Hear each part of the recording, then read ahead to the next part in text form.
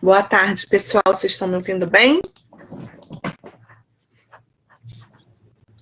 Boa tarde, Helena. Estou ouvindo sim. Ai, meu Deus, por que eu não estou conseguindo ouvir vocês no fone de ouvido? Pedro e Augusto, repitam alguma coisa? Oi? O fone não está funcionando, peraí.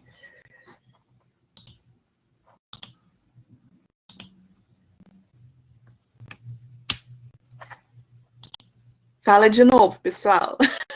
Olá. Não. Foi agora? Não foi. Bom, vai ficar um... Quando vocês falarem aqui, vai dar para ouvir, todo mundo vai ouvir, não tem problema. Depois eu vejo o que aconteceu aqui.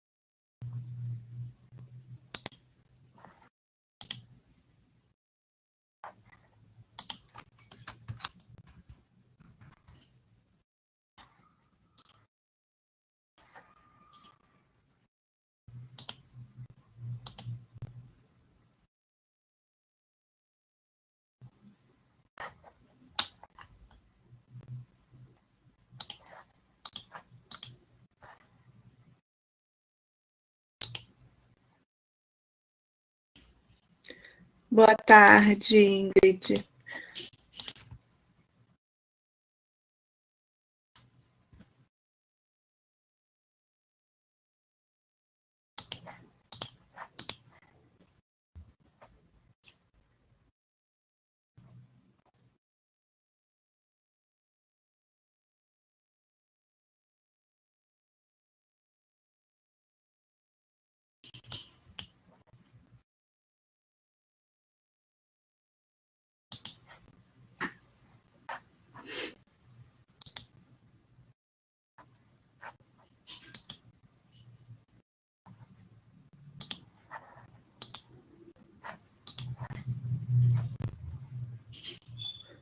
Bom, vamos começar nossa aula de hoje. Deixa eu abrir a câmera aqui.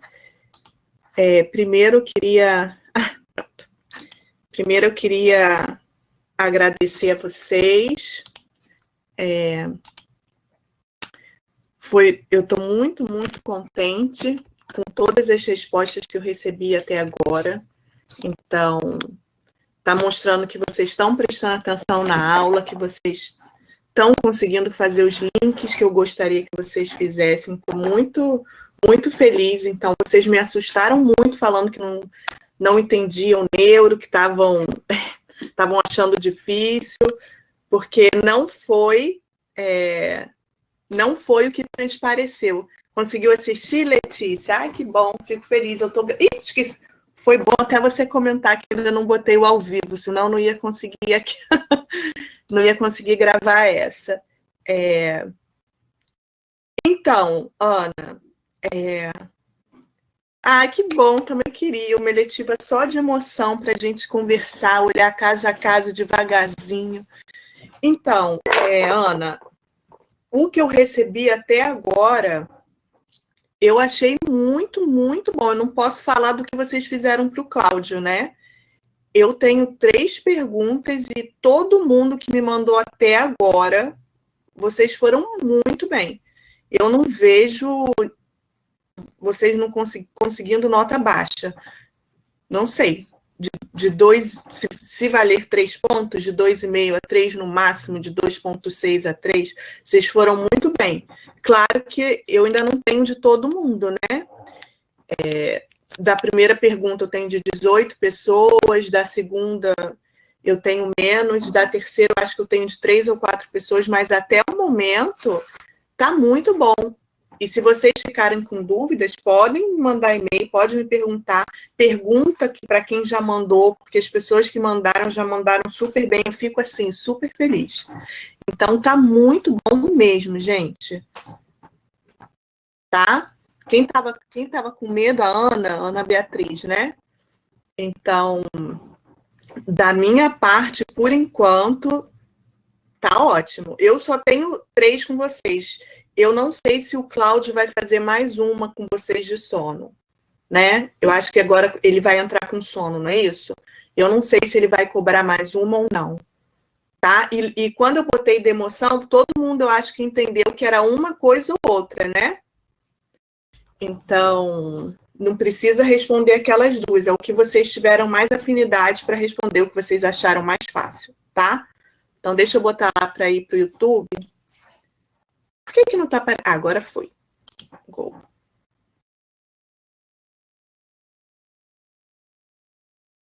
Pronto, estamos ao vivo. Então, não se preocupe, tá? Não se preocupem, pelo menos, das minhas 3 perguntas, tá? Bom, então vamos continuar nossa conversa sobre emoção, que foi animada. Eu achei super legal conversar com vocês sobre emoção. E eu não sei por que aconteceu isso, mas esse slide aqui eu coloquei na aula passada, só que ele não apareceu, ou eu devo ter passado super rápido. Então, a gente estava conversando sobre classificação das emoções, lá no finalzinho da aula, né? E aí a gente viu que o Damasio e o Paul Ekman, as emoções que eles consideram universal, nós vimos, e nós também vimos sobre as emoções sociais. Só que o Damasio, ele acrescenta na teoria dele, na ideia dele, as emoções de fundo. E eu tenho quase certeza que esse slide eu não falei para vocês na aula passada. Eu fui direto para falar das estruturas cerebrais, né? Só para falar para vocês que o que seriam essas emoções de fundo. Essas emoções a gente está entendendo, né, com a nossa aula sobre emoção, da importância desse feedback autonômico, desse feedback fisiológico que acontece durante um evento emocional, né? Durante a vivência de um trauma, da importância disso para o sentir, para o sentimento. Só que nós temos esse feedback fisiológico o tempo inteiro, 24 horas por dia. Né? Isso está chegando na ínsula, né? Que é essa estrutura cerebral que eu falei para vocês. No entanto, o que isso nos informa? Esses processos fisiológicos contínuos, sem um estímulo emocional propriamente dito. Ele vai nos informar as emoções de fundo, tá? Então, quando você não tem um estímulo emocional, mas você está tendo esse feedback fisiológico do que está acontecendo no corpo, isso vai nos informar a nossa emoção de fundo. De uma maneira geral, se, por exemplo, a Ana Beatriz está calma ou está tensa, está disposta ou indisposta, está com bem-estar ou mal-estar. E essa emoção de fundo, ela é dada por esses indutores internos, contínuos que a gente tem, tá? Isso vai, de fato, influenciar a emoção. Então, por exemplo, eu posso amenizar ou exacerbar uma emoção vivida, dependendo do meu estado de fundo, da minha emoção de fundo, certo? Então, ela vai influenciar na minha resposta emocional para um estímulo emocional. E como vocês, como psicólogos, vocês podem perceber isso na prática? Então, o que ele aponta é que isso está muito relacionado com a postura da pessoa, com o grau de contração dos músculos, com a velocidade de movimento. Então, conforme você vai conhecendo mais a pessoa em si, vai reparando mais no corpo daquela pessoa, você vai conseguir dizer, sem a pessoa precisar falar nada, então a pessoa chegou, né? Então, Augusto chegou, vou olhar e vou falar assim, olha, hoje o Augusto está fadiga pura, simplesmente pela postura dele, pela contração dos músculos dele, tá? Isso seria a emoção de fundo. Então, deixando claro, tá mesmo, foi um exemplo, não, Augusto, tá nada. Você está super bem disposto, foi só um exemplo hipotético. Mas então, tá nada. Então, pessoal, era isso que eu queria dizer para vocês. A emoção de fundo é isso, tá? Só que O padrão fisiológico, as mudanças viscerais que acontecem, elas são importantes para o sentimento, para todos os sentimentos. No caso da emoção de fundo, é aquele basal, é o seu padrão fisiológico basal naquele dia, tá? Que eu espero que esteja todo mundo aqui com o padrão fisiológico disposto. E aí, o que a gente vai falar agora é um pouco neurofisiologia mesmo, a gente vai falar de estrutura, tá? Eu espero que vocês também gostem, que vocês não achem demais. Por quê? Porque essa ideia, né, que a gente tem um cérebro emocional, ela já é antiga, tá? Então, que você teria estruturas mais relacionadas com o processamento de um estímulo emocional, tá? E isso daí não é nenhuma novidade. Ele apareceu com papéis e depois com Paul MacLean.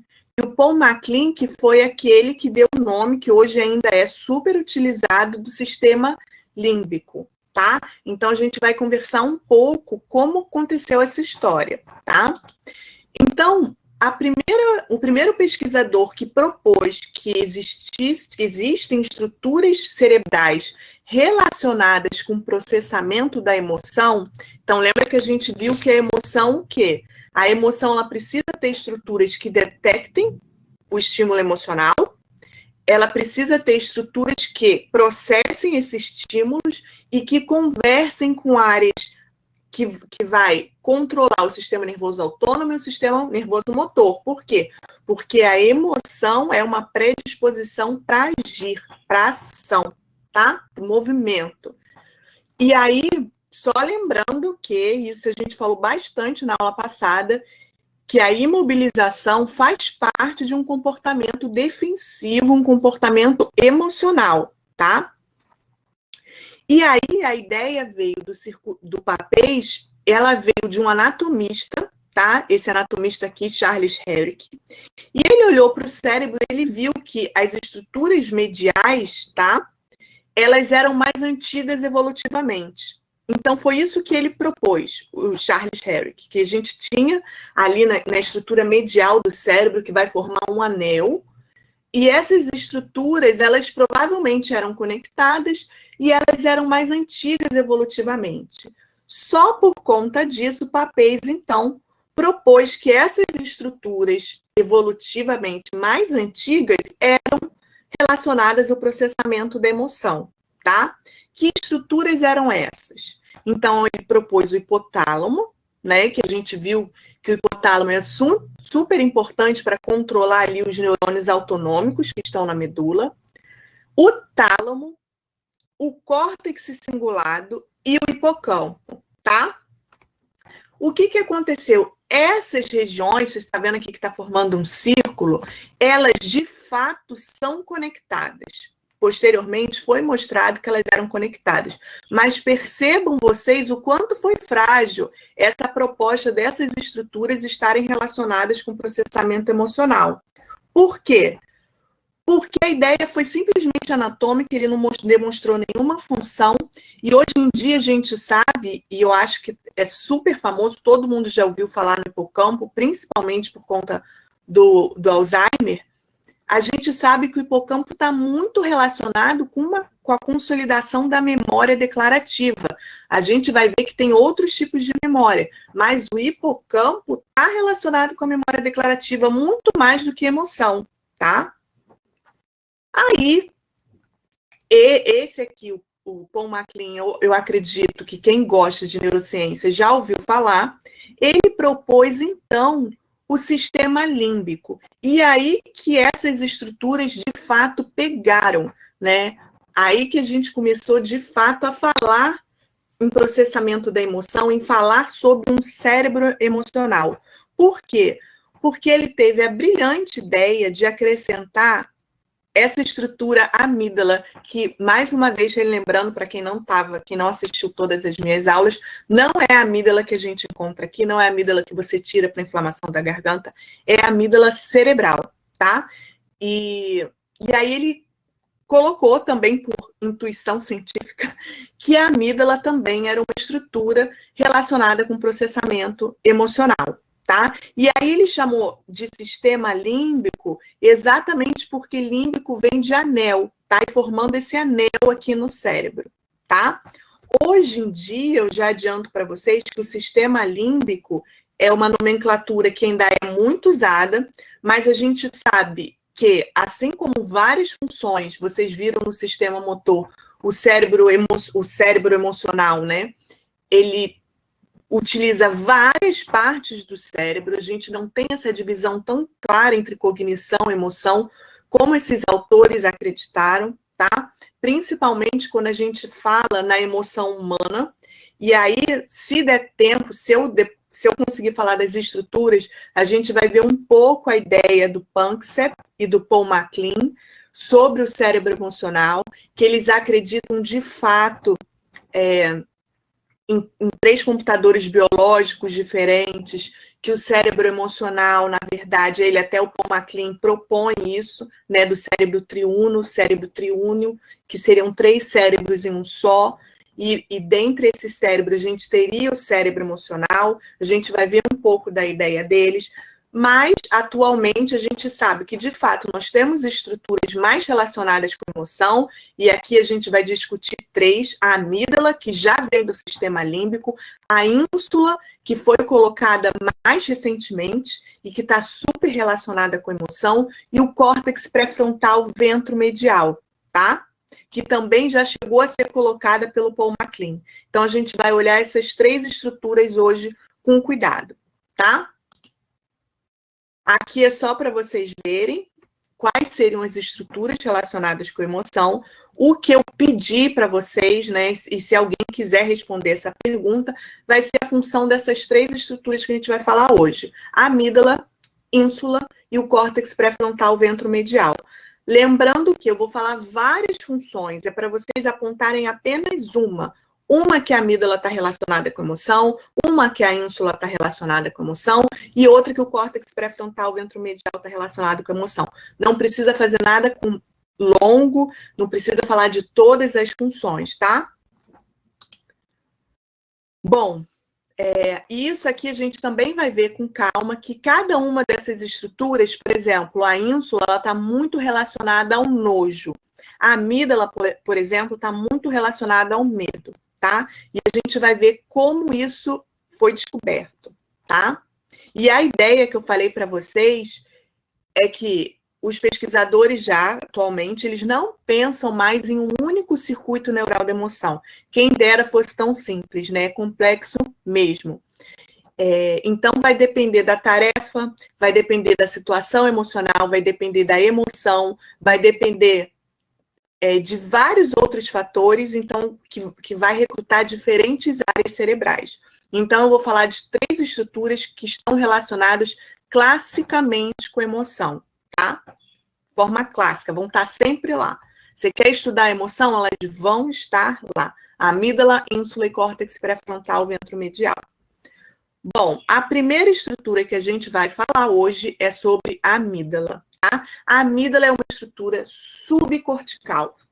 Então, lembrando para vocês, por exemplo, o Panksepp, que é um neurocientista, ele é super famoso, ele faleceu recentemente em 2017. Ele, por exemplo, acredita que o córtex, o sistema emocional, o cérebro emocional, ele é simplesmente dado por estruturas subcorticais, como a amígdala, estruturas do tronco encefálico. Então, ele bebeu muito nessa ideia do Paul MacLean de você ter 3 cérebros em um só, tá? Então, a amígdala é uma estrutura subcortical, ela está abaixo do córtex, ela é formada por diferentes núcleos, tá? Aqui, ó, para mostrar bem para vocês aonde está a amígdala. Nós temos 2 amígdalas, a amígdala direita e a amígdala esquerda, tá? Bom, o que a amígdala tá, o que já foi mostrado que a amígdala está atuando na emoção? Primeiro, no reconhecimento do medo e na expressão do medo. 2, na detecção de pistas de ameaça. Então, a amígdala ela é super importante para detectar pistas de ameaça no ambiente. Por isso que a gente viu que em vários transtornos de ansiedade, também no transtorno de estresse pós-traumático, a gente tem uma hiperatividade dessa estrutura, a amígdala está superativa. Em julgamento social, tá? Vai estar relacionada também com condicionamento do medo, tá? A gente vai destrinchar um a um, tá? Augusto está perguntando aqui. Elas desempenham funções diferentes associadas, uma compensa a outra em caso de lesão? Não. Então, perfeita pergunta, sim e não. Então, assim, de uma forma geral, a gente vai ter várias estruturas que vão desempenhar funções semelhantes. Só que tem algumas funções que sem a amígdala não vai acontecer, tá? E é isso que a gente vai ver agora. Uma delas, o condicionamento do medo. Sem a amígdala, isso não vai acontecer, tá? Você precisa da amígdala. Para você reconhecer e vivenciar o medo também. Se você não tiver amígdala, não vai acontecer. A mesma coisa com nojo. Então, o nojo, você vai precisar da ínsula intacta. Então, algumas funções, e principalmente as funções que eu vou dizer aqui, você vai precisar da estrutura. Então, por exemplo, para tomada de decisão, tá? Para vivência emocional te auxiliar na tomada de decisão, você vai precisar do córtex pré-frontal ventromedial. Se você não tiver ele, essa função vai estar prejudicada. Mas sim, existe muita sobreposição, tá? Porque não é que a gente vai perder a amígdala que a gente não vai mais vivenciar a emoção. Não é isso, tá? Então, existe sim muita sobreposição. Mas a gente vai falar exatamente das funções que, quando essa estrutura está lesionada, a gente tem um prejuízo, a gente não consegue mais ver, tá? Bom, vamos começar da amígdala, tá? Esse aqui é um experimento com macacos adultos. E o que acontece nesse experimento? Quando você tem a amígdala intacta, não tem lesão na amígdala, quando você faz esse experimento, você coloca uma cobra sintética e uvas ali. O macaco que tem a amígdala intacta, ele não se aproxima da uva, ele não pega a uva. E aí, o que esse pesquisador viu, Arthur Kling? Ele viu que se no caso você tem uma lesão que ela é super restrita à amígdala, ela tá ali só na amígdala, o que acontece com esses macacos? Eles não só comem a uva, como eles pegam a cobra de borracha. Então, é como se ele, de fato, tivesse perdido o medo, tá? Ele começa a brincar com aquela cobra. Tá bem. Aquele animal ele vai ficar extremamente manso, extremamente dócil. Agora, vamos ver, e essa é uma paciente, de novo, do Antônio Damasio, e agora vamos ver o que acontece com essa paciente, tá? Essa paciente, ela se chama SM, é uma paciente que tem uma doença genética, essa doença aqui, me desculpa que eu não sei, não vou conseguir ler para vocês, Urbach-Witt, tá? O que vai acontecer com ela? Ela vai começar a levar uma degeneração da amígdala. Então, se vocês observarem, isso aqui é uma ressonância dessa paciente. Não tem a amígdala aqui, tá? Ela foi degenerada por essa doença. E ela começa a acontecer por volta dos 10 anos de idade. E aí, o que os pesquisadores começaram a observar nessa paciente SM? Primeiro, ela só foi procurar ajuda na idade de 42 anos porque ela começou a ter tonturas. Então, ela não percebeu que dos 10 aos 42 anos ela não sentia medo, tá? Então, dos 10 anos aos 42 anos, ela não consegue lembrar de nenhuma situação na qual ela tenha sentido medo. Então, vocês, como bons psicólogos, vão me perguntar, ela não deve saber o que é medo. Não. Ela sabe o que é medo, então os psicólogos que acompanham ela conseguiram mostrar que ela sabia o que era medo, cognitivamente falando e emocionalmente falando. Então, ela sabia dizer o que a pessoa vivenciava no medo, né? Quais eram as sensações corporais durante o medo. E aí, os psicólogos, de tanto perguntar para ela do que ela tinha medo, ela falou que ela tinha medo de cobra, tá? Então, esses psicólogos levaram ela num zoológico, no qual ela poderia ter contato com cobra. E eles ficaram impressionados porque a reação dela não era de uma mulher de 42 anos que tinha medo de cobra. Ela falou, nossa, que maneiro, que cobra linda. E no final, e ela acariciou a cobra. Ana Carolina, sim, antes dos 10 anos ela sentia medo. Lembrando que a degeneração da amígdala ela começa a acontecer por volta dos 10 anos de idade, tá? Então, antes dos 10 anos, ela tinha medo. E ela lembra dela ter medo quando ela era pequena, bebê, e ela lembra de querer engatinhar para fugir da mãe. Aí eu vou chegar lá, porque o que aconteceu com ela? Aí você pensa, essa daí teve uma vida de rainha, né? Ela não se meteu em nenhuma situação ameaçadora. Muito pelo contrário. A paciente SM se expôs a diversas situações ameaçadoras, né? Inclusive, ela foi abusada emocionalmente, sexualmente, por cuidador, tá? E ela repetidamente era exposta a situações ameaçadoras.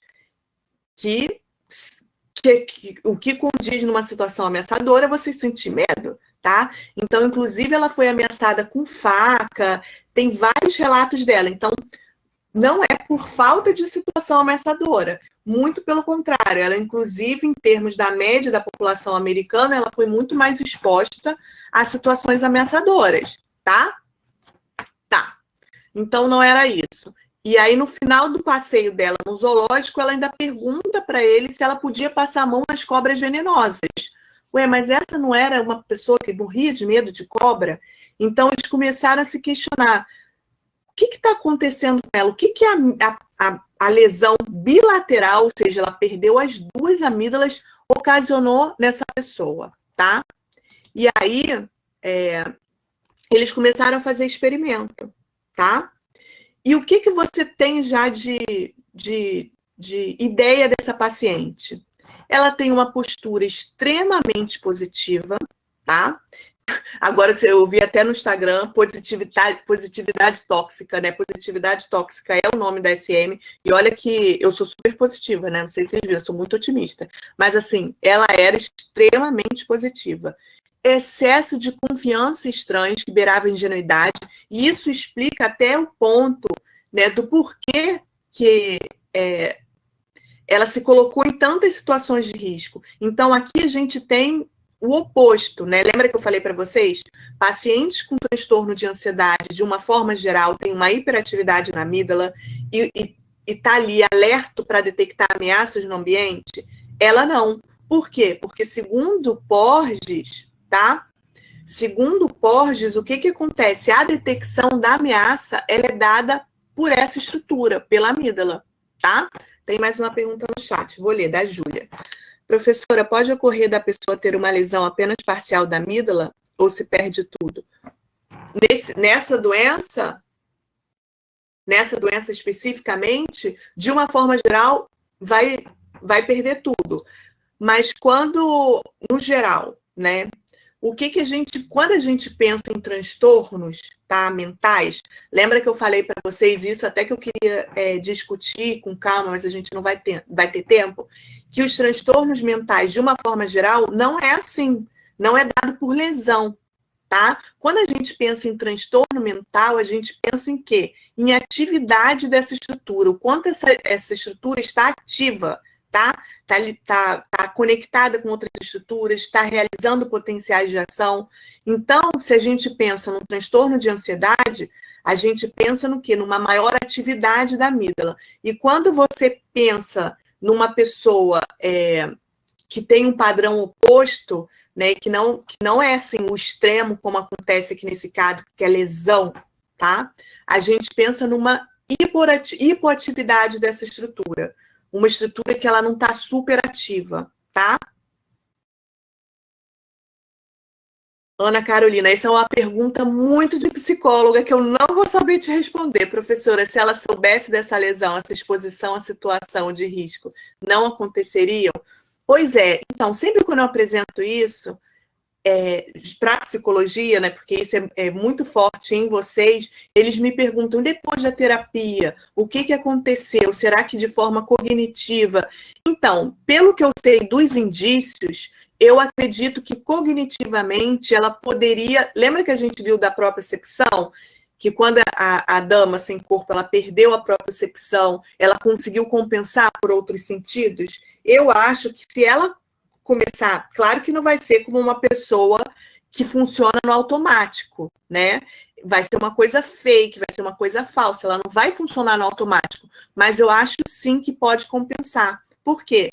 Porque a gente vai ver que ela não reconhece o medo, e o não reconhecimento dela do medo está muito relacionado à atenção, da interação da amígdala com o sistema atencional, da atenção. E se ela é lembrada constantemente para prestar atenção nos olhos, ela consegue reconhecer o medo. Então, se ela tiver um trabalho, sim, né, cognitivo, de entender esse funcionamento, eu acho que ela consegue amenizar essas exposições.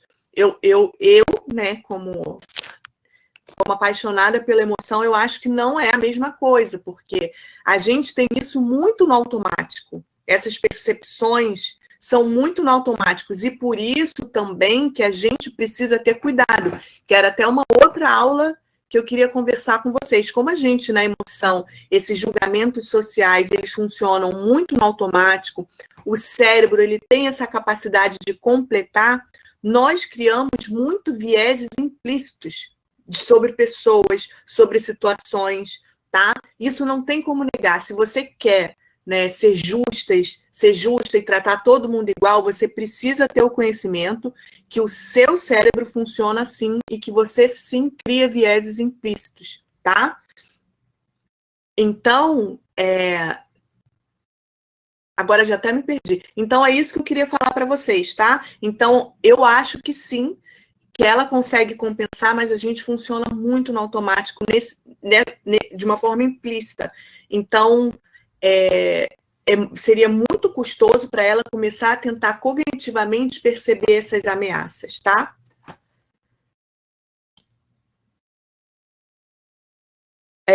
Ana Beatriz faz uma pergunta. Professora, quando na questão que eu passei, né, pede para falarmos de uma evidência sobre a participação dessas estruturas nas emoções, você quer que discutamos sobre uma experiência de cada, como no caso da paciente SM ou do macaco? Então, por exemplo, você pode falar assim, a amígdala está envolvida no reconhecimento e na expressão do medo. Aí você pode dizer, como foi mostrado na experiência da lesão do macaco, que o macaco ficou mais manso, enfim, isso e pronto, já falou da amígdala. A gente vai ver que ela tem muitas outras funções, é que você gostar melhor, que você achar melhor para falar. Ou então falar assim, no caso da paciente SM, lesão na amígdala, deixou ela assim, assim, assim, assim, tá? Bem simples, não precisa nada muito elaborado. Não precisa ser mais extensa, é uma só, tá? Só para eu saber se vocês pegaram a ideia geral. Bom, aqui, gente, o que acontece aqui? Essa, de novo, é a paciente SM e foi pedido para ela desenhar, tá? E ela conseguia desenhar bem as expressões faciais de todas as emoções. Olha, ela desenhou felicidade, tristeza, surpresa, nojo, raiva, que são as emoções universais. Aí, olha o que aconteceu com o medo. Ela desenhou um bebê engatinhando. E aí, os pesquisadores, que nesse caso eram pesquisadores e psicólogos, levaram a ela a tentar entender por que ela fez esse desenho, né? Por que ela não conseguiu expressar.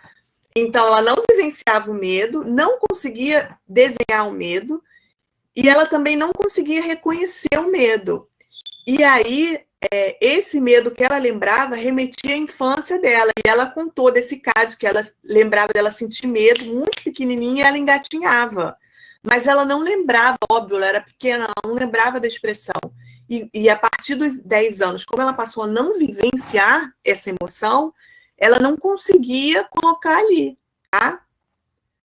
E aqui, gente, a mesma coisa, eu esqueci de mostrar para vocês, acho que eu passei direto. Esse aqui era um paciente que tinha um dano cerebral, mas que não era na amígdala. Você percebam, essas são todas as emoções, happy, felicidade, nojo, esse aqui não é emoção, nojo, tristeza, raiva, medo, ela reconhecia. Mas quando era paciente SM que tinha lesão na amígdala, ela não reconhecia o medo, tá? Ela não conseguia reconhecer a face de medo. E aí uma das ideias é que esse reconhecimento do medo, ele ocorre muito se a gente prestar atenção nos olhos da pessoa. Então, o reconhecimento de uma face emocional de medo precisa com que a pessoa preste atenção nos olhos, tá? Para você ter esse reconhecimento. E aí, o que acontece? Se você fala, é por conta da doença, Letícia, a doença que promove esse depósito de cálcio na amígdala. Eu não vou saber te dizer como a doença funciona em si, mas ela promove, né, uma doença genética que vai promover esse depósito de cálcio, vai calcificar a amígdala, e aí você vai ter a lesão dessa estrutura, tá? Bom, aí aqui, gente, para você reconhecer a face de medo, você precisa prestar atenção nos olhos. Se a cada tarefa, e aí independe da emoção, a paciente SM for lembrada que ela precisa, aí que eu estava conversando com vocês, que ela precisa prestar atenção nos olhos, ela passa então a reconhecer a face de medo. Mas se você coloca ela livremente de novo, sem falar depois que ela fez o reconhecimento, livremente, assim, então faz agora de novo.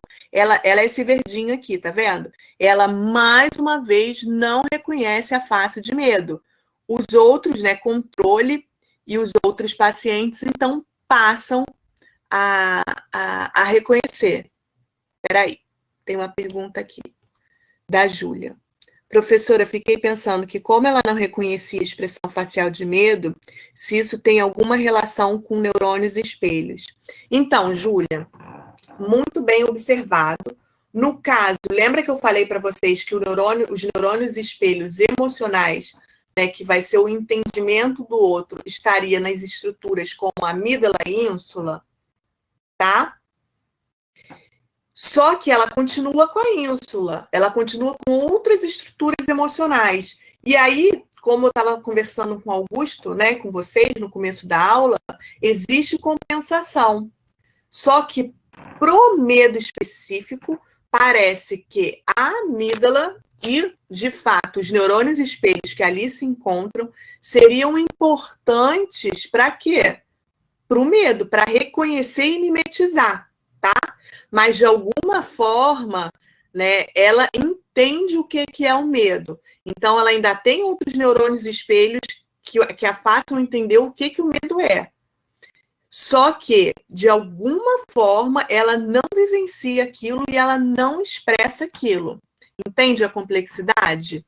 Então, sim, pode ter alguma alteração nos neurônios espelho, mas, de fato, ela ainda tem neurônios espelhos ali que a fazem entender o que é o medo, porque quando ela é perguntada cognitivamente, né, o que é o medo, ela entende, mas alguma coisa ali na percepção dela, tá, é prejudicada. Augusto,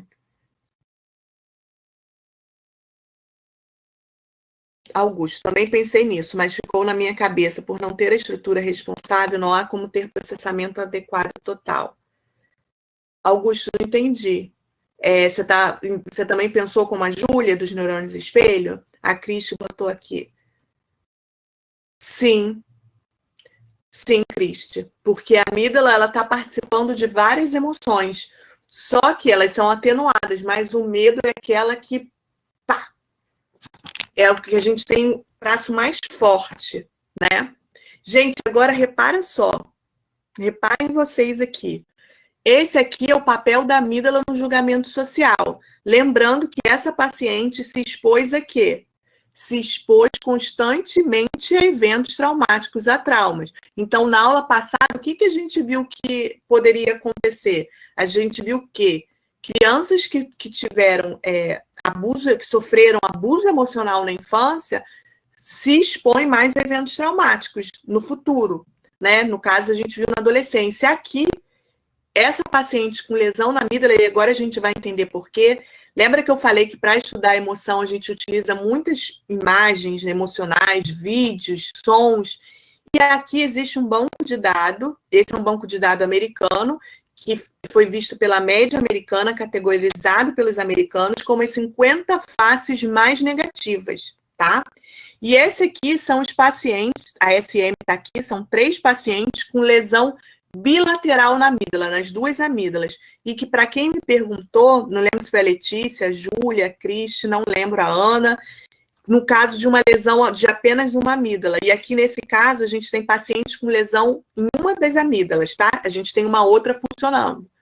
Então, só para quem tem lesão bilateral nas 2 amígdalas, tanto esquerda quanto direita, que vai acontecer o seguinte, essas faces, 50 faces mais negativas, eles vão julgar com vontade de se aproximar, olha que beleza, e como confiáveis, tá? Então, elas realmente perderam essa capacidade, né, como Porges fala, essa neurocepção de ameaça. As 50 faces mais negativas, elas querem se aproximar, querem interagir, né, podem confiar nessas faces, então elas perderam essa detecção implícita da ameaça. E aí, sim, acredito que sim, que dá para fazer um trabalho cognitivo para que a pessoa possa, então, começar a perceber, a ficar mais atenta. Mas você perder, né, a sua capacidade automática de detectar a ameaça é muito ruim, gente. Vocês vão ver que não é só isso, tá? Aí a gente vai entrar num outro ponto, que é o condicionamento do medo. Todo mundo aqui sabe, né? Vocês já devem ter visto com certeza sobre o condicionamento. Não sei se vocês viram no papel da amígdala. Exatamente, Letícia. Precisa estar vigilante o tempo inteiro, tá? Muito vigilante para perceber. E não só vigilante, você perde, eu não posso falar assim, mas a gente vai ver a intuição, que na verdade não é intuição, né? Não é intuição. São as nossas vivências emocionais que vão nos levar a isso.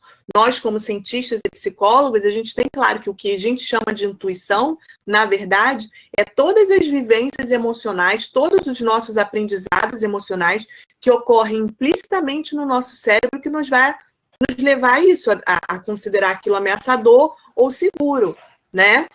Então, é muito demandante. É muito demandante, assim como a Cristina, na própria percepção, ela vai ter que ficar em estado constante de atenção, né? Júlia falou o caos. E aí, provavelmente, vocês não vão trabalhar com uma pessoa que tem a lesão na amígdala, é muito difícil. Mas vocês vão trabalhar, sim, com pessoas com hipoativação na amígdala, com pessoas com hiperatividade na amígdala. Vocês claramente vão começar a perceber que aquela pessoa, ela detecta muito mais ameaça, ou então ela detecta muito mais segurança, que ela se reexpõe a trauma.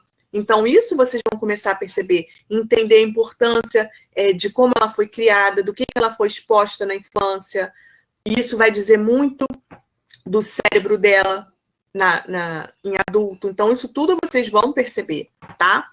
E aí, no caso do condicionamento, só para lembrar para vocês, você tem um estímulo emocional, que nesse caso era um biscoito para cachorro. Então, ele tinha resposta, né, de salivação. Lembrando, salivação, simpático, todo mundo sabe, né? Tá vendo aí? E aí, quando você toca o sino, sem resposta, certo? E aí, você vai fazer o aprendizado, o condicionamento. Você vai passar a tocar o sino e mostrar o biscoito. E ele vai salivar. Uma vez que você teve esse aprendizado, né, esse condicionamento, quando você passa a apresentar apenas o sino, o cachorro tem essa resposta emocional, essa salivação, tá? Então, a mesma coisa vai acontecer aqui no caso do ratinho.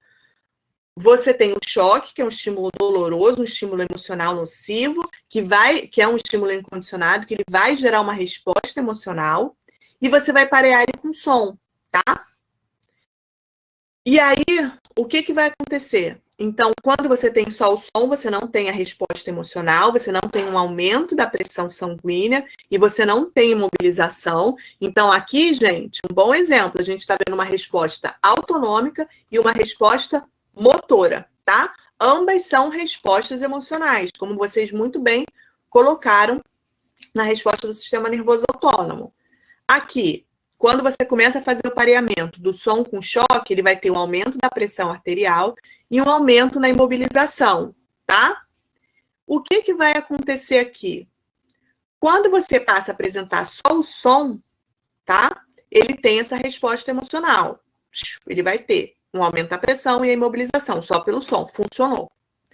O que acontece se eu promover a lesão na amígdala? Eu não tenho mais esse condicionamento. Então, esses condicionamentos de medo que são feitos implicitamente, o paciente com lesão na amígdala não vai ter, tá? Então, ele não consegue fazer isso, ele não vai fazer essa associação entre um estímulo neutro e um estímulo emocional, tá? Por quê? Porque ele é realizado nessa estrutura subcortical aqui, chamada amígdala, tá? Então, a amígdala, ela tem vários núcleos, e aí eu não vou entrar em detalhe com vocês, mas ela tem um núcleo onde vai ter esse aprendizado, tá? Onde ela vai fazer esse condicionamento entre o estímulo emocional, que no caso é o choque, e o estímulo neutro, tá? Que é o som, e vai emitir as respostas, tá vendo? Por quê? Porque como a gente viu, a amígdala está associada com o hipotálamo, ele vai ter neurônios que vão se conectar com os neurônios autonômicos, então vai ter aquela resposta autonômica toda alterada, modificada, com o eixo HPA, porque o hipotálamo está relacionado com o eixo HPA, liberação de cortisol. A amígdala também vai estar relacionada com comportamentos de defesa, como imobilização, luta e fuga, pela conexão com a substância cinzenta periaquedutal. Isso são nomes, tá? Não precisa memorizar, não precisa de colocar isso na resposta. E aí, o que eu quero chegar num ponto importante para vocês, tá? Quando vamos pensar num evento traumático, certo? Vamos vivenciar um evento traumático. Eu mostrei ali o quanto o trauma e a detecção da ameaça na amígdala vai poder levar à liberação do cortisol pelo eixo HPA, tá? Que é esse aqui, hipotálamo, hipófise e adrenal, liberando o cortisol, que é o hormônio que a gente viu muito aqui, que é o hormônio do estresse, certo? E aí eu falei para vocês de duas estruturas. A amígdala, que está relacionada com o quê? Com a memória implícita, com o condicionamento do medo, tá? E nós falamos do hipocampo, certo? Que é uma estrutura que está relacionada com o quê? Com a consolidação da memória explícita. Então, eu consigo falar sobre o meu trauma, eu consigo falar sobre o que aconteceu. O assaltante estava com a roupa tal, ele pegou a arma, ou ele estava com uma faca, enfim. Eu vou conseguir dizer o que aconteceu, tá? A amígdala vai pegar, por exemplo, se o assaltante ele tiver cabelo grande, ela vai pegar, por exemplo, essa característica do cabelo grande com as respostas emocionais que eu tive. Vamos supor, taquicardia, sudorese, salivação, boca seca. Ela vai pegar essas respostas emocionais e vai associar com esse estímulo neutro, por exemplo, cabelo grande. Então, quando eu encontrar, por exemplo, uma pessoa com cabelo grande parecido com o do assaltante, eu vou ter essas respostas emocionais, tá? É esse o aprendizado que a amígdala está me proporcionando ali. E aí, o que acontece durante um evento traumático? De uma forma geral, quando eu tenho a liberação do cortisol, tá? O que eu vou ter? Eu vou ter um aumento de atividade na amígdala. Então, o evento traumático ele vai ser bem consolidado implicitamente. As minhas respostas emocionais ali, autonômicas para aquele evento, vão ser consolidadas. Eu vou associar aqueles estímulos àquela minha resposta. Não vou falar sobre, eu só vou fazer a associação. E o hipocampo, então eu vou conseguir falar sobre aquele evento traumático. Então eu vou ter uma consolidação da memória implícita do evento traumático e da minha memória explícita do evento traumático, tá? Só que, gente, se o evento traumático for brutal, enorme, e a minha quantidade de cortisol for muito alta, o que vai acontecer aqui? Isso eu vou dar só um detalhe biológico para vocês entenderem. No hipocampo e não na amígdala, eu tenho 2 tipos de receptores para o cortisol. Um receptor para cortisol, ele só funciona, é um receptor que a gente chama de baixa afinidade. Ele só vai estar ativo quando eu tiver muito cortisol, uma quantidade muito grande de cortisol. E aí, qual vai ser o efeito dele? O efeito dele vai ser de morte neuronal, morte de células hipocampais. E eu vou ter uma menor ativação do hipocampo. Então, trocando em miúdos, o que vai acontecer aqui quando eu tiver muito cortisol, um trauma brutal? Eu vou ter uma diminuição da atividade do hipocampo, tá?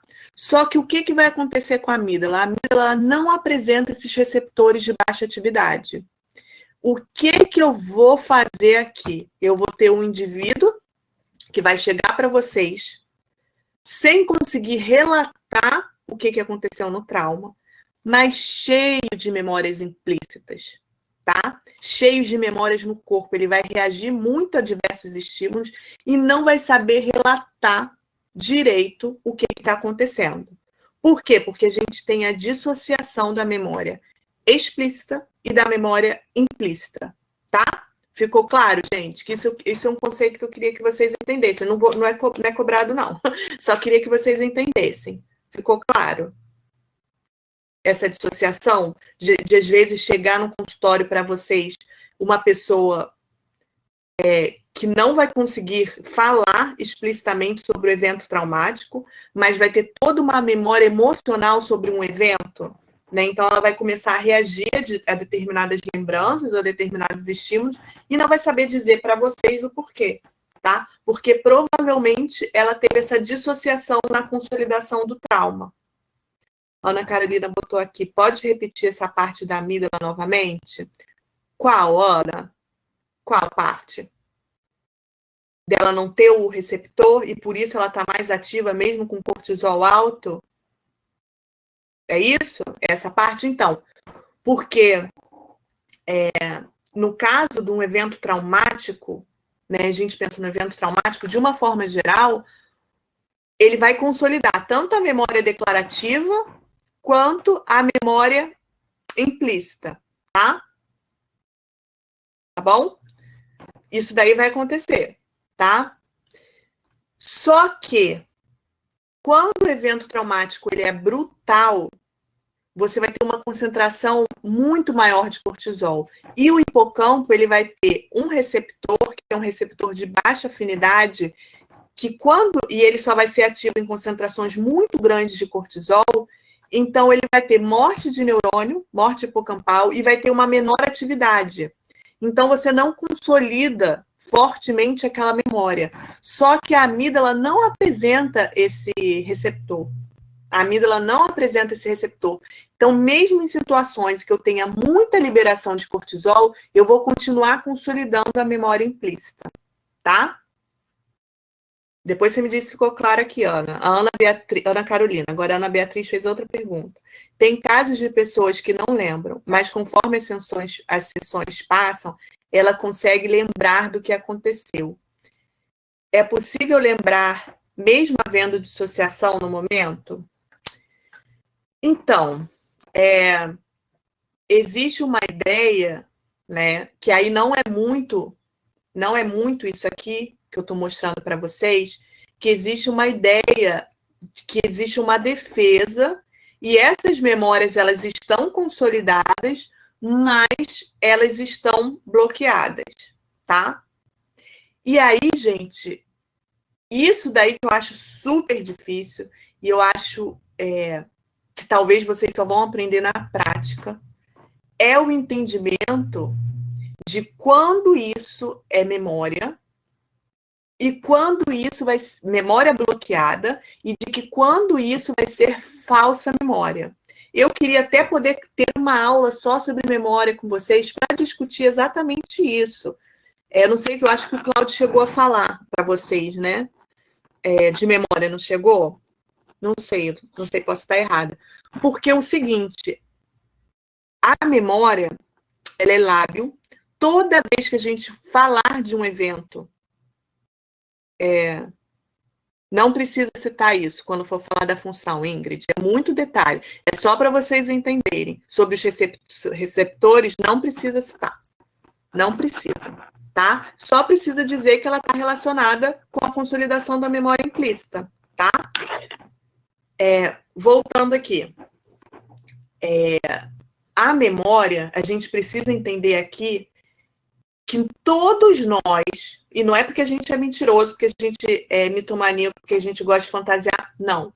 Todos nós temos falsas memórias. E toda vez que a gente fala sobre essa memória, importante que toda vez que o paciente for lembrar de alguma memória, ele esteja no contexto de segurança.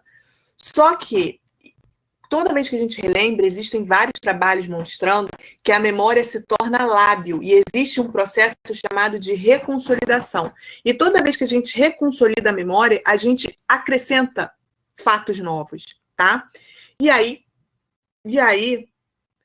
vocês, porque eu não sou psicóloga, vocês vão precisar tomar muito cuidado, porque, eu dava na psicologia, na pós-graduação de psicologia, um fato importante, o quanto a pessoa, 30% da população é sugestionável.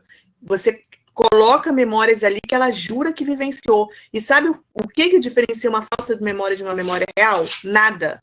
Ela vai ter resposta emocional, ela vai ter cor, vai ter emoção. Então, e aí existem vários trabalhos mostrando psicólogos e psiquiatras que, lá nos Estados Unidos, começaram a sugestionar casos de abuso sexual. Não sei se vocês viram, que não ocorreram. Então, é necessário, né, que vocês consigam perceber, e aí vocês vão mais para a parte clínica, quando a memória, tá? Quando a memória de fato, ela está bloqueada, ou quando, de fato, a pessoa não memorizou, tá? E aí, como ela vai querer reconstruir a narrativa, isso vocês precisam ter. Talvez vocês nunca vão saber, né? Quando vão estar ali, eu não sei se de fato isso vai interessar, se aquilo de fato ocorreu, se é uma memória bloqueada, ou se ela não consolidou, tá? Então, Ana, por quê? Porque aí que tá. Porque essas pessoas que foram abusadas começaram a prender seus pais, a fechar a escola. Foi esse o rebuliço. Porque eu acho que a partir do momento, né? A partir do momento que fica ali e se foi abusado ou não, porque eu faço terapia, né? O que minha psicóloga fala que o que importa é a minha visão, e de fato é.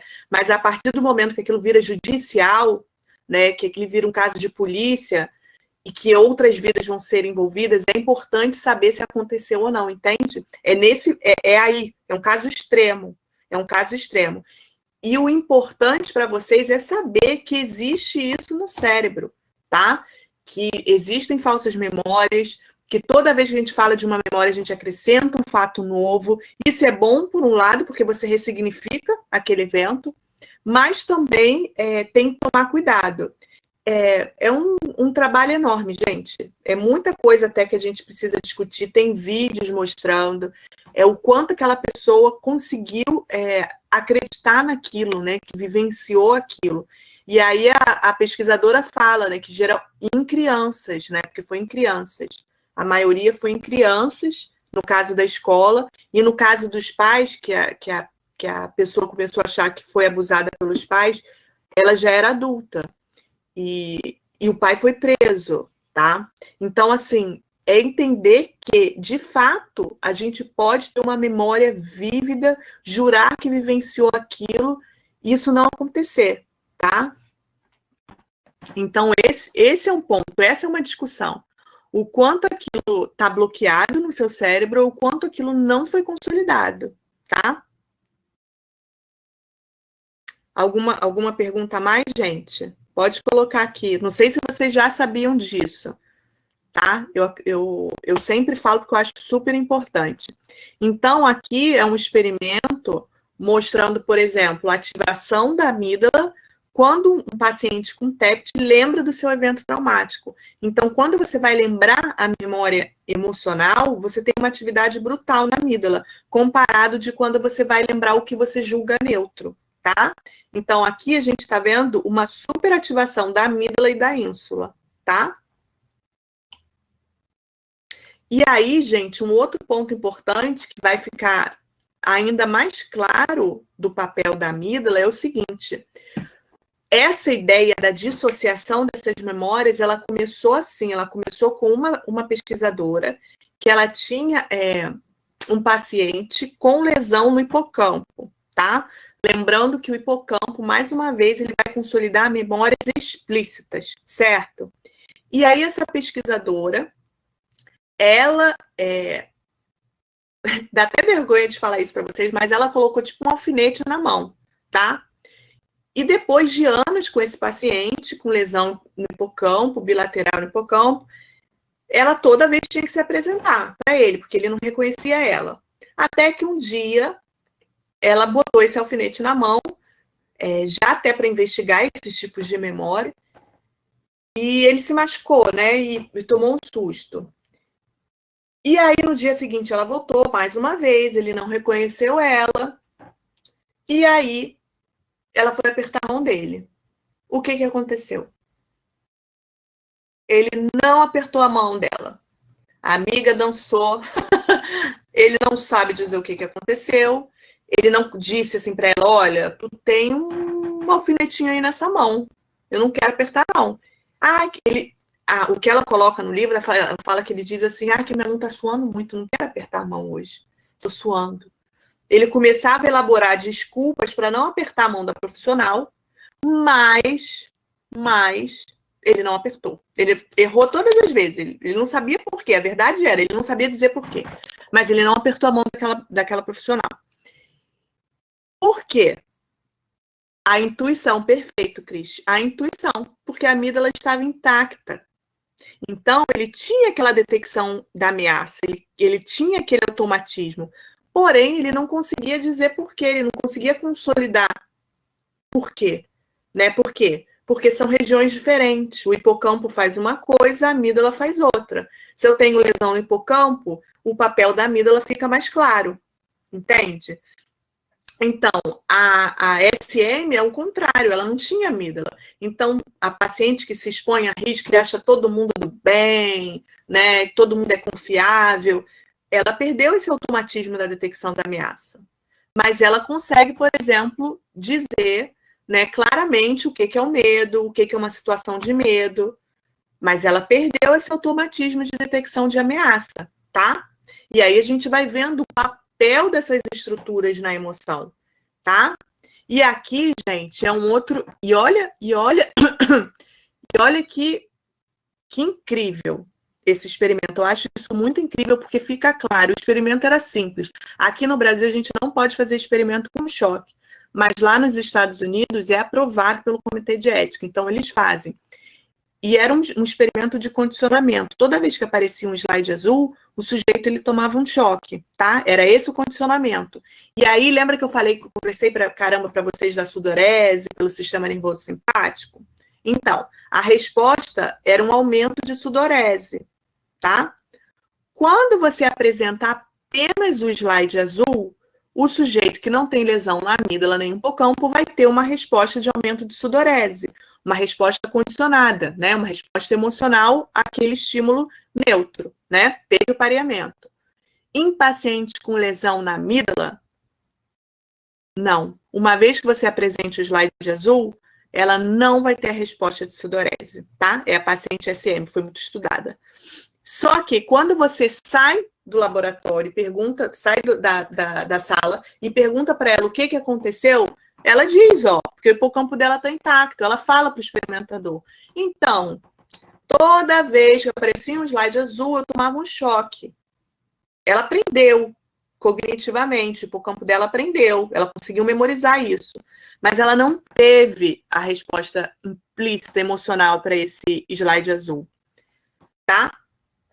Quando você tem lesão no hipocampo, o que acontece? Ele tem a resposta. de sudorese, ele tem um aumento de sudorese. Saiu da salinha, foi conversar com o experimentador, pergunta se ele sabe cognitivamente o que aconteceu lá dentro. Não, tá? Ele não sabe, ele não consegue dizer para o experimentador que toda vez que ele visualizava um slide azul, ele tomava um choque. Ele não conseguiu dizer isso, tá? E aí, esse aqui é o paciente que tá, ele não tem nem a amígdala e ele não tem nem o hipocampo. Então, ele não tem um aumento de sudorese para o slide azul e ele não vai conseguir dizer nada sobre aquele evento, tá? O Vitor fez uma pergunta. Professora, a autoexposição a notícias trágicas e a autossugestão podem causar essas falsas memórias e delírios, isso especialmente nesse contexto de medo relacionado à pandemia? Então, muito boa pergunta. Não sei se é experimento com isso, mas eu acredito que sim, tá? Existe, primeiro, para a gente entender das falsas memórias. As falsas memórias, todo mundo tem, tá? Não é assim, 100%. Lembra que eu falei para vocês que os transtornos mentais são heterogêneos por natureza? A nossa memória, por natureza, ela é cheia de falsas memórias, repleta. Então, se você tem uma memória X, né, 80% é verdadeira, 20% é recheada. Quando você pensa em indivíduos sugestionários, até onde eu li, nós temos 20% a 30% da população que é sugestionada. E essas pessoas são, sim, muito influenciadas por fake news, por notícias falsas, e por acreditar muito numa pessoa, ter muita confiança naquela pessoa. Então, é muito comum, por isso que eu estou falando, de um terapeuta conseguir fazer isso, de um pesquisador conseguir fazer isso. Gente, vocês fazem uma coisa. Se eu falo para você, parece surreal, mas 30% dos indivíduos conseguem acreditar que quando eram crianças foram mordidos no shopping sem ter sido perdidos. Isso não parece real? Isso foi replicado várias e diversas vezes. Eu acho isso surreal. As pessoas começam a acreditar e começam a lembrar e começam a assim, até o shopping se perder, sabe? 70% não, mas 30% consegue. É muita doideira, gente.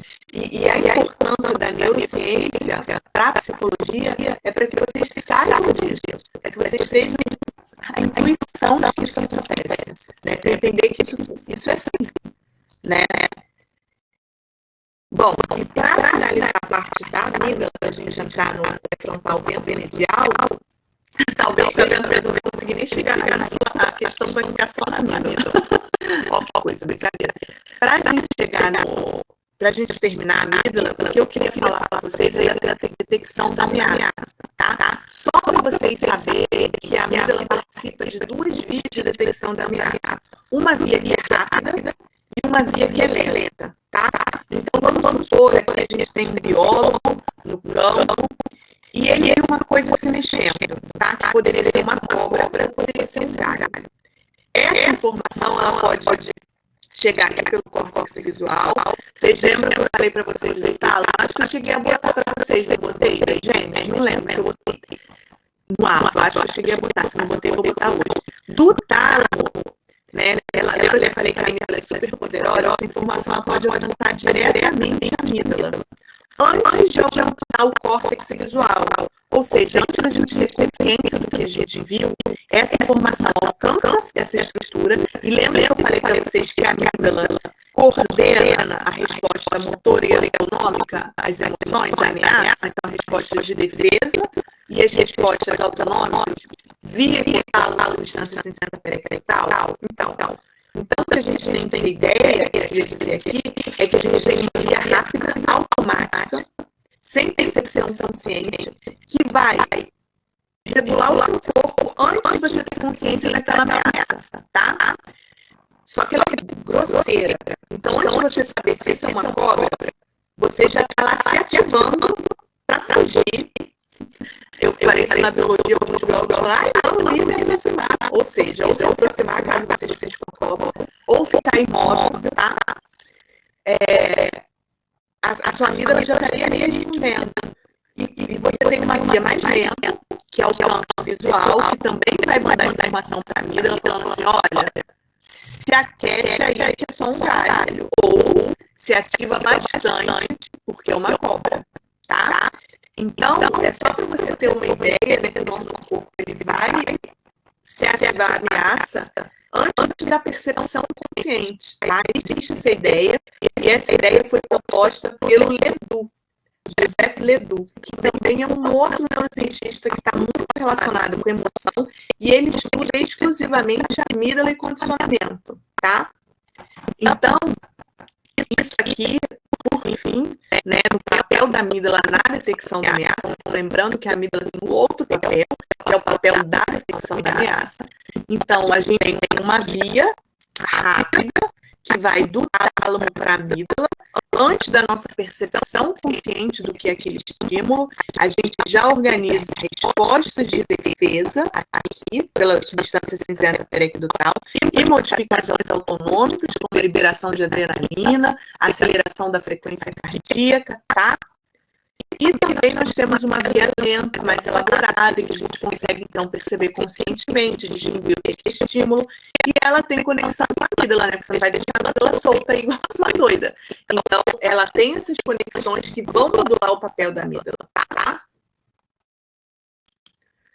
Bom, aí a gente vai falar de uma outra estrutura, que é o córtex pré-frontal ventromedial, e foi uma estrutura assim, boom, porque geralmente se pensava que o pré-frontal era só ligado à predição, à cognição, à memória de trabalho, mas né, emoção é algo muito subcortical, é algo muito antigo, essa é um pouco a ideia que as pessoas têm, né, que alguns neurocientistas ainda têm, mas que na verdade a gente está vendo que não, que a emoção, na verdade, e o nosso cérebro social é a base, né, para todos os nossos processos cognitivos. Peraí, rapidinho, tem uma pergunta aqui da Júlia. Professor, o tálamo envia referências, então, para a amígdala? Envia muitas conexões para a amígdala. Na verdade, essa amígdala ela recebe, foi até o que eu falei para vocês, eu não queria nem com calma, porque eu fiquei com medo de vocês se assustarem. Mas o tálamo e muitas informações sensoriais chegam ao alcance da amígdala, tá? O tálamo passa tudo para a amígdala. O nosso carteiro ali passa tudo para a amígdala. E a amígdala começa a se organizar ali, tá? As respostas antes da percepção consciente, pela via rápida, tá? Bom, agora voltando para o pré-frontal, qual foi a ideia do pré-frontal? Então, só para a gente lembrar que a emoção na tomada de decisão era uma ideia recente, tá? Ela veio pelo Damásio. Por quê? Porque eu não sei se vocês pensam, se vocês vivem assim, mas de uma forma geral, você tem a ideia que a gente toma uma decisão melhor quando estamos frios e que a emoção só atrapalha, tá? Só que hoje eu vou desconstruir isso no sentido de que não é que você vai tomar uma decisão quando está com raiva, tá?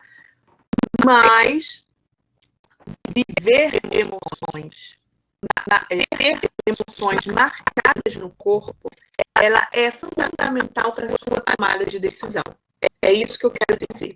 Então, eu trouxe um exemplo que é dado até no livro, um livro muito bom, que é o Gazzaniga. Eu acho ele muito bom. E eu só tenho ele em inglês, por isso que eu não passei para vocês. Mas aqui é um exemplo de tomada de decisão. É uma pessoa que o esporte favorito dela é andar de skate e ela precisa fazer uma cirurgia, e ela não precisa fazer uma cirurgia no joelho. Por quê? Porque essa pessoa, ela consegue fazer bodyboard, ela consegue fazer outros esportes. Se ela fizer essa cirurgia, ela pode ainda prejudicar ainda mais o joelho dela e aí acabou qualquer esporte, né? Ela pode ainda ser pior, porém a cirurgia pode ser um sucesso e ela pode voltar a fazer o que ela mais gosta na vida, que é andar de skate. A ideia, que não está dando para ver porque ficou em branco, mas a ideia inicial é que o nosso cérebro funcionava como um modelo custo-benefício. simplesmente cognitivamente. É como se a gente fizesse listas assim do que é do pró e do contra, tá? E que a emoção, eu mando gente isso, então. Que a emoção não tinha nada a ver com isso, tá? Só que Damásio começou a estudar o córtex pré-frontal ventromedial e ele começou a ver a importância da emoção para a tomada de decisão, tá? Então, tudo começou, esse aqui vocês também já devem conhecer, com o Phineas Gage. O Phineas Gage trabalhava numa ferrovia e houve um acidente nessa ferrovia. E o que aconteceu? Ele teve esse ferro aqui, de 6 quilos e 1 metro de diâmetro, ultrapassou todo o crânio dele, tá? E aí, aqui tá vendo? Isso aqui é o crânio dele, tá? Mostrando a entrada dessa barra de ferro, certo? E aí, esse aqui é o médico que trabalhou que cuidou do Phineas Gage. E o que aconteceu? Ele estava lá, todos os sentidos preservados, nenhum déficit motor, tudo ok. Só que o que as pessoas falavam? Que o Gage não era mais Gage. Não era mais astuto, não era mais responsável, não era eficiente. Na verdade, ele se tornou incapaz de decidir adequadamente. Tá? Existe uma parte da história do Gage que alguns historiadores apontam que ele participou de, não sei se vocês colocam no YouTube, desse Barnum's Freak Show. São pessoas com 4 pernas, são pessoas com algumas deficiências. E era um circo de horror, porque o cara explorava essas pessoas, né? Ele ganhou muito dinheiro. Disseram que o Phineas Gage, depois, né, porque ele foi logo mandado embora para a ferrovia, teve um acidente lá, mas assim, começou a se comportar fora da caixa, foi mandado embora.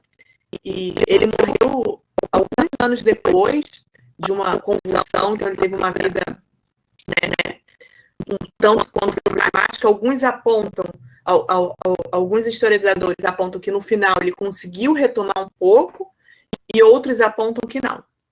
Então, existem essas duas versões para o Phineas Gage. Mas o que o Phineas Gage tem a ver com isso? Lembra que ele se tornou incapaz, o que o médico botou ali, que ele se tornou incapaz de decidir adequadamente. Então, tanto o Antônio quanto a Hannah Damásio, eles começaram a fazer uma reconstrução por computador, uma simulação. Parece que isso foi um trabalho de anos, foi um trabalho muito, muito grande, para tentar reconstruir, tá, aonde que estaria essa lesão. E, gente, aonde estava essa lesão? No córtex pré-frontal ventromedial, tá? Eles perceberam que o córtex pré-frontal ventromedial foi lesionado e que foi no hemisfério só. Então, eu trouxe aqui para vocês a reconstituição mais recente de como essa barra de ferro ultrapassou aqui o Phineas Gage, tá vendo? Ele perdeu cerca de 15% da massa cinzenta cerebral apenas de um hemisfério, tá?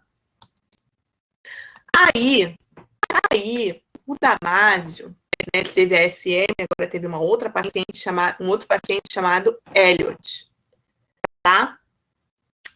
Aí, peraí, gente, tem uma outra pergunta aqui. Tô com medo de não conseguir terminar. Ó, eu vou só terminar essa parte aqui, depois eu leio, porque senão eu não vou conseguir falar do pré-frontal ventromedial, tá, Vitor? Já vou aí. Bom, aí o Elliot era um homem de negócio, super conectado, casado, eficiente, todo dentro da caixinha. Só que ele se submeteu a uma cirurgia para retirada de um tumor e junto foi o córtex pré-frontal ventromedial. Olha que beleza. Daí aconteceu bem parecido com o que aconteceu com o Phineas Gage. Não desempenhava suas tarefas no tempo certo como antes. Tinha uma falta de iniciativa para realizar a tarefa. Sempre, e aí vem as decisões, sempre tomava decisões arriscadas nos negócios, tá?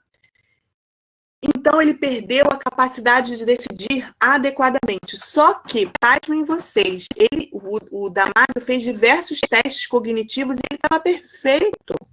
Oxe, todas as funções de atenção de cognição, de memória de trabalho, estava perfeito. Por que o homem não se decidia adequadamente? Ah, e só para vocês terem um exemplo que está no livro do Damásio.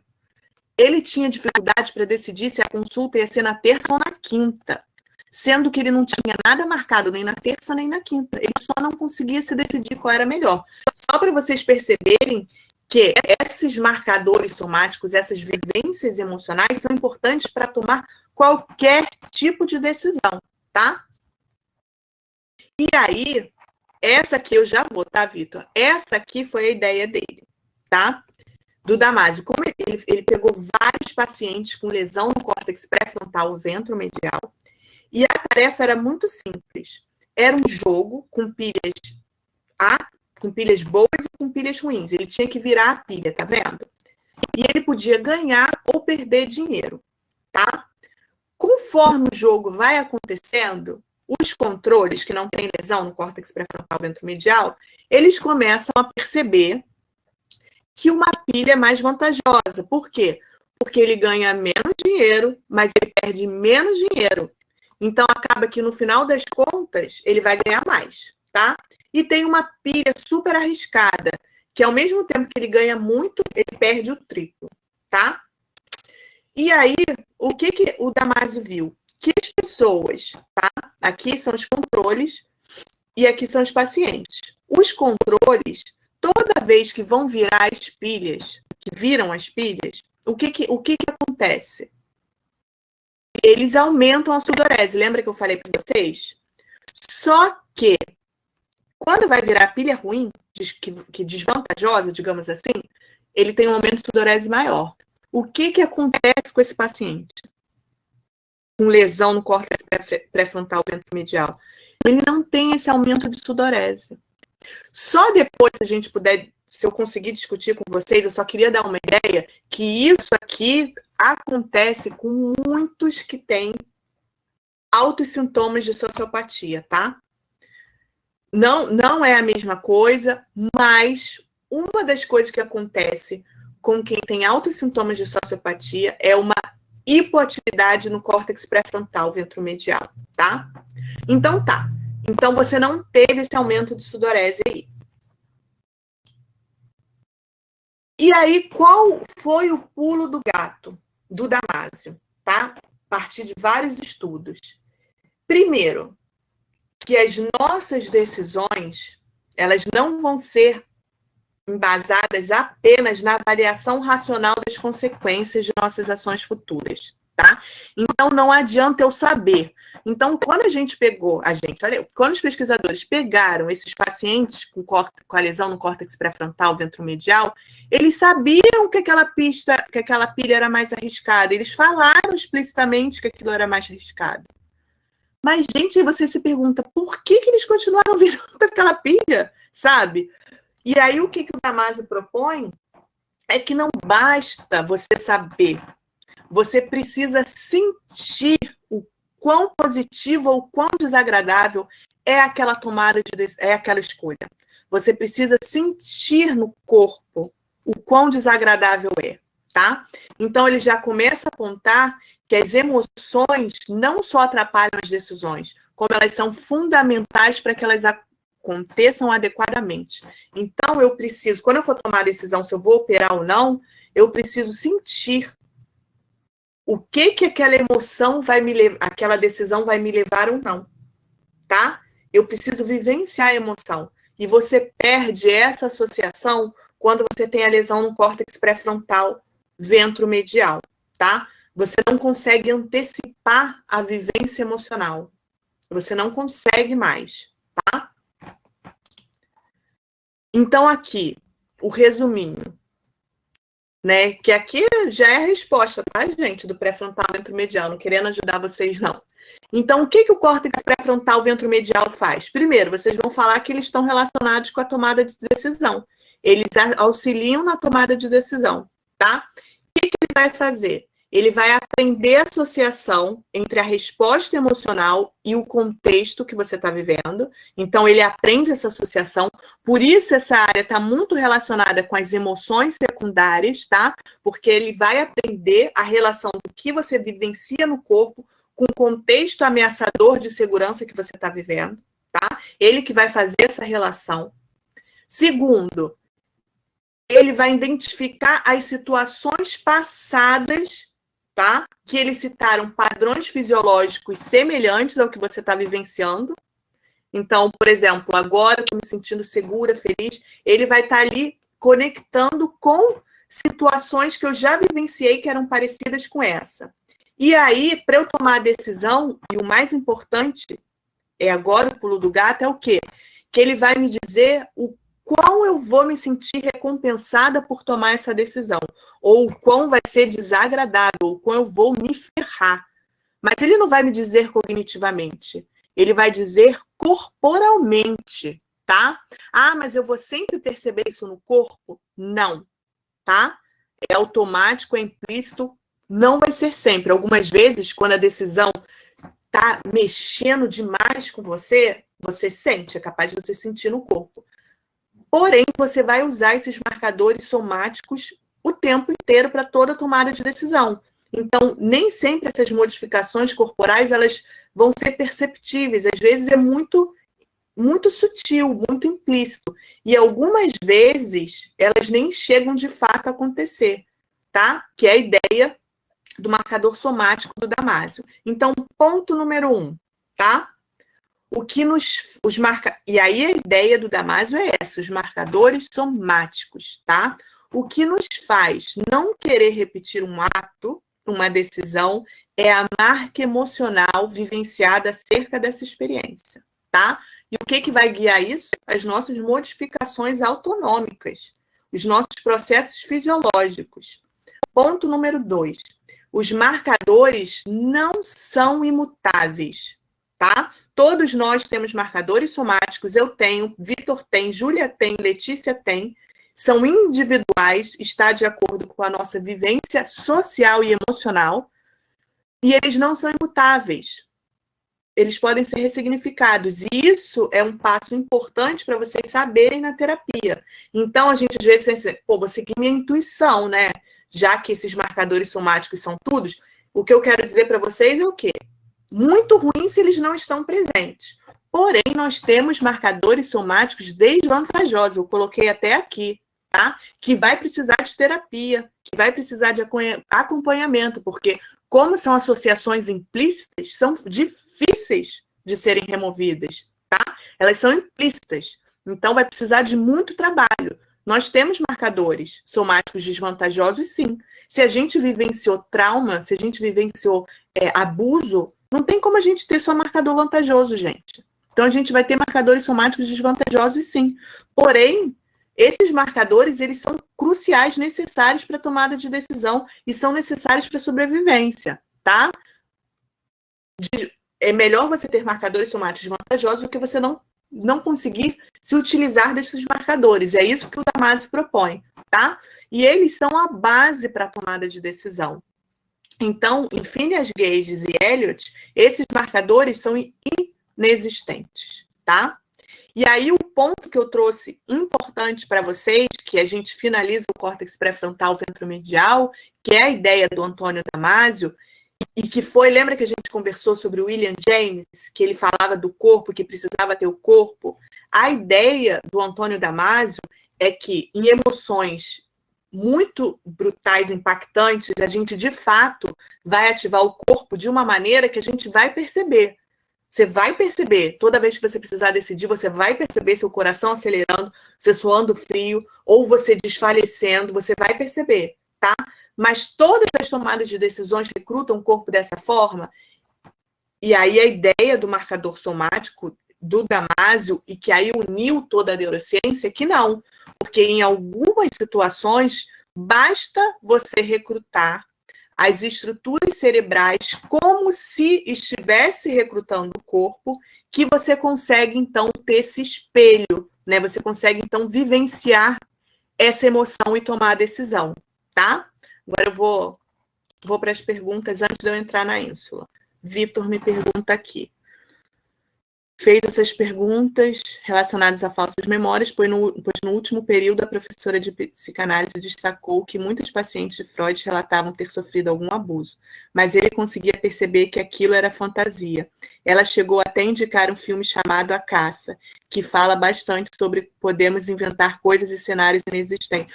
Perfeito, Vitor. E sabe uma coisa, gente, que eu queria pontuar e falar para vocês? Não, a neurociência ela não tem apenas conversa com a TCC, com a neuropsicoterapia, com a somatic experience. Ela está tendo cada vez mais conversa com a psicanálise. Por quê? Porque às vezes a gente pensa, vou ver fisiologia não, porque eu quero fazer psicanálise, não quero nada disso.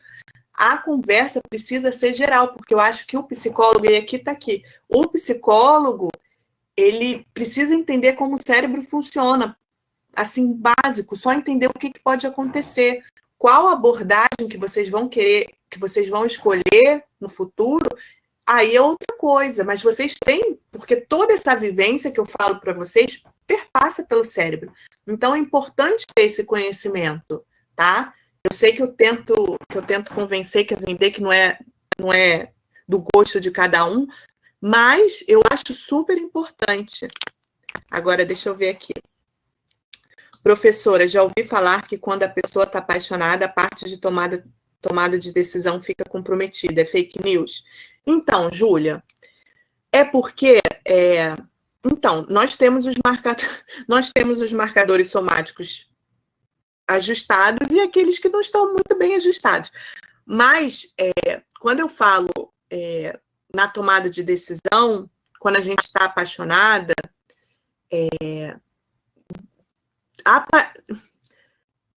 a paixão em si, né, vai te levar a um determinado marcador somático. Como você reagiu, você tende um pouco a repetir aqueles padrões que você se sentiu recompensada, né? E evitar aqueles padrões que você se sentiu desajeitada, né? Rejeitada. Agora, quando você vive... O que eu falo é que as emoções, quando a gente fala que as emoções atrapalham, não é fake news no sentido assim, que você não pode se decidir quando você está vivenciando a raiva. A raiva. Aí você não seria legal você decidir nesse momento. Porém, a sua vivência de raiva, a sua vivência de paixão, isso tudo foi gerando marcadores somáticos, tá? Que te levaram a uma determinada tomada de decisão. Só o que a gente sabe que altera, inclusive, o córtex pré-frontal ventromedial com a tomada de decisão? O álcool, tá? E a paixão, como funciona também um pouco com vício, né? Eu ainda não tenho um estudo, pode ser que influencie sim, tá? Só que isso não tira a ideia da importância de você ter vivenciado emoções para tomar decisão, tá? É como se a gente ficasse naquele... Eles alteram esses padrões que eu estou falando para vocês de marcadores somáticos, tanto o abuso de álcool, tá? E no caso do álcool, eu tenho um artigo específico, e no caso da pessoa que faz um abuso crônico de álcool, a tomada de decisão fica um pouco parecida com as pessoas com lesão do córtex pré-frontal ventromedial. Acredite ou não. Mas, assim, ainda tem 2 artigos, é muito pouco, precisa de mais coisa. E aí a gente pensa que tem muitas áreas envolvidas além do córtex pré-frontal. Sim, pois é. Pois é. É complexo. Assim, a vontade que eu tinha era ter, talvez no futuro, uma disciplina só para discutir emoção, ponto a ponto, que é muita questão, né? Eu sei que... Aí, já perdi, já são 2h10, acabou, né? Olha isso. É muita coisa, gente. É muita coisa legal. Já perdi, né, minha hora? Enfim, deixa eu falar rapidamente de ínsula e eu não vou conseguir falar do pâncreas para vocês, tá? Enfim, é a vida, sei lá, vida. Da ínsula... Ai, não vi, Letícia. Eu vou terminar... Peraí. Pera. Então, ele também permite antecipação das consequências pela emoção, sem ter vivência? Então, Letícia, você vivenciou. Você vivenciou no corpo e você gerou um padrão cerebral. Deixa eu voltar aqui, para voltar, porque é uma pergunta importante. Olha, isso aqui, tá vendo? Esse é o corpo, isso aqui é o cérebro, tá? Essas são as estruturas cerebrais. Esse é o circuito pelo corpo para tomada de decisão. Você vai ter estruturas que vão te levar às respostas autonômicas e você vai ter uma via ascendente, aferente, que está subindo, levando essas modificações aqui que aconteceram no corpo. Só para adiantar, essa estrutura aqui que está recebendo tudo que aconteceu no corpo é a ínsula, tá? Então, a ínsula é a estrutura cerebral que está recebendo todas essas informações de como o seu corpo está se sentindo. Lembra que eu falei para vocês do toque? Toda essa informação de como o corpo está se sentindo é na ínsula. Então, é isso que eu queria falar para vocês da ínsula. A ínsula recebe todas as informações de como o seu corpo está, tá? E aí, o que aconteceu aqui? Nesse circuito, como se... Gente, hoje é a minha última aula. Estou me despedindo de vocês, turma querida. Não. Não vai dar, gente. Não vai dar. Infelizmente, não. Aí, pessoal, que absurdo, que absurdo. Aí, o que eu queria falar para vocês é que, nesse caso, tá vendo? O que a Letícia está perguntando, que é super legal, é que você vivenciou essa emoção, mas se de alguma maneira seu cérebro ele consegue estar ativo, como se o corpo tivesse sido recrutado, você já consegue fazer uma predição daquela vivência, sem estar vivenciando de fato, porque você já viveu, tá? Porque você já viveu aquela emoção. Então, você consegue. E ele diz que isso é importante porque não seria fisiologicamente saudável, não sei se ele usou esse termo, você ficar para decidir se vai levantar ou vai sentar, recrutar o corpo dessa maneira.